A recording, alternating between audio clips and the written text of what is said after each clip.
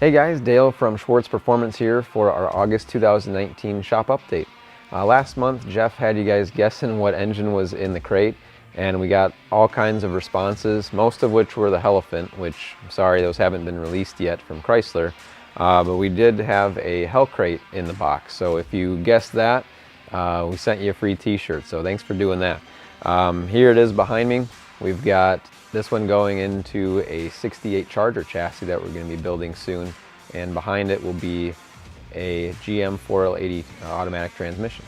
I've got all kinds of updates to show you, so let's go see what's going on in the shop. We've been doing a lot of sheet metal work on Maxxis 47 Hudson here. We've got it on the chassis jig table now, completing the front and rear suspension. A lot of it's tacked into place now, and soon we will be mocking up the 6.4 Hemi that's dressed up to look old school, and the GM 4L60 transmission behind it.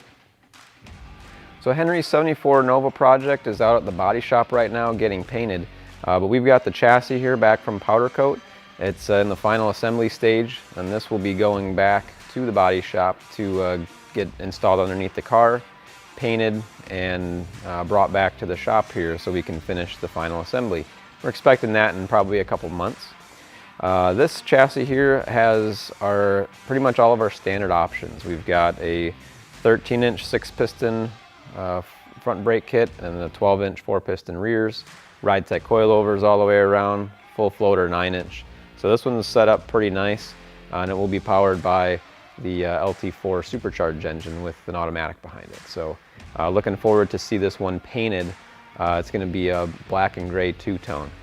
And behind me we've got a 69 Mustang chassis that belongs to Chris Ryan from Ryan's Rod and Custom down in South Carolina. We're putting this thing together for him. That thing's going to be powered by a Boss 9 Kazi engine, so that will be shipping to him next week. We've got Steve's 83 Cutlass chassis mounted to the body with the Oldsmobile engine and TKO 5-speed transmission. We're going to be modifying the headers that he brought to fit the steering shaft, since the steering shaft angle is a little bit different than factory. We're going to get a new Flaming River column on order and modify the headers, and then this one will be rolling off to him so he can finish the rest of the project. We've been doing a lot of sheet metal fab on Chris's 63 Chevy 2 convertible project. This one has the LT4 and 8L90 connecting crews, so needless to say there was a little bit of tunnel modification that had to be done to fit that giant transmission in such a small car. We've also got the Detroit Speed mini tubs done in the back. This one's going to be getting a 285 tire. You can't really fit much in a convertible or a Chevy 2, but the 285 will be plenty for what this guy's going to be doing, just mostly street use and everything. We're also in the middle of the roll cage fabrication. It's going to be getting either a 4 or 6 point. We haven't really figured it out yet how to fit it, but a roll cage in a convertible is a lot safer, as well as quite a bit more rigid by triangulating more of the upper structure of the car. We just got the CF3C forged line wheels in for Charles's 79 Cutlass project. These were finished in a race gold powder coat centers with a gloss black outer. These ones are 19 by 9, and then out back we've got 19 by 12s with a 345/30/19 tire. So the G-bodies are notorious for not being able to fit much of a tire in the back because of the frame design. Because of our frame, you can run a much fatter tire with mini tub because our rails are so much narrower. So it's a really big advantage by being able to get some more meat under the back end. This one's being powered by a pretty stout big block. So now that these are test fit, we can move forward on getting this thing to paint. We've got most of the plumbing done on Kimber's 67 Malibu here.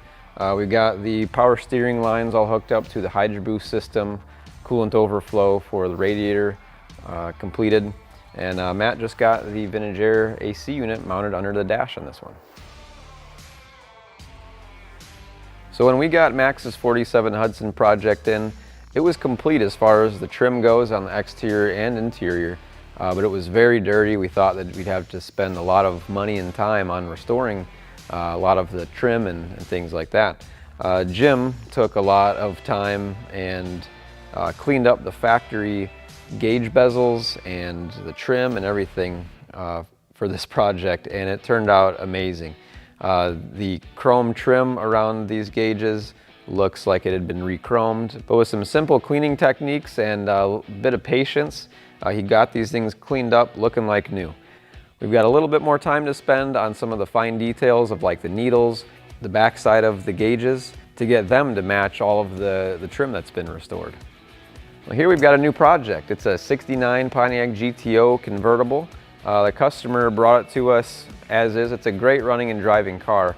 We're not going to be doing any paint work on it. We're just going to be changing all the important parts. The chassis, the engine, wheels and tires. Get this thing up to speed as far as being more like a modern car. It's going to be powered by a 600 plus horsepower LS7 with a dry sump, automatic transmission, and we've got some cool year one rally wheels going on this thing too. The interior won't really be touched. We're going to put new gauges in it, but that'll be about it. Otherwise it'll remain mostly the way you see it now, but obviously modernized. We're looking forward on getting started on this one in the next few weeks.